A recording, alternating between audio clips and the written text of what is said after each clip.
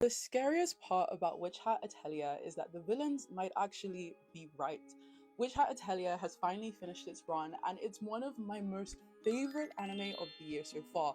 One of the most interesting parts of the anime that I keep coming back to is its question about how we interact with knowledge systems.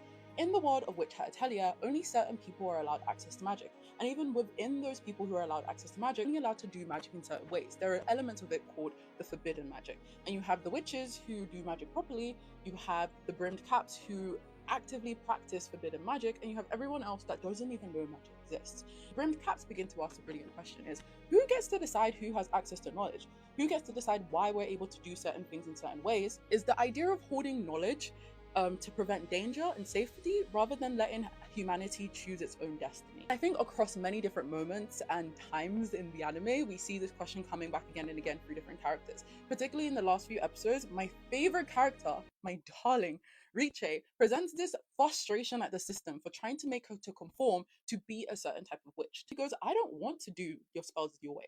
I don't want to make spells like that. I want to make my own kind of spells. And in that way, she begins to slowly align herself with the ideologies of the brimmed caps. This ability of this want to be able to do magic as one desires and to allow the person and the individual to choose how they want to do magic. However, the brimmed caps do bring about a lot of harm. So I guess they are the perfect villains, but they then prompt a massive philosophical question.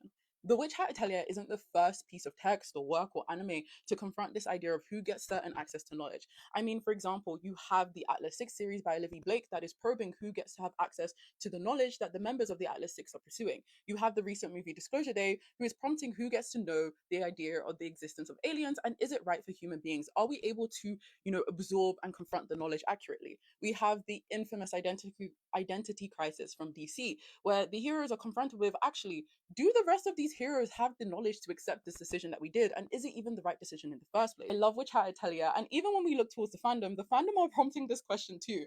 Because Witch Hat Atelier's power system is so replicable, people are making their own spells. And I've seen the craziest spells. We have useful spells, like an air fryer spell. And we have crazy, ridiculous people coming up with spells. So maybe the Knights of Morales have a great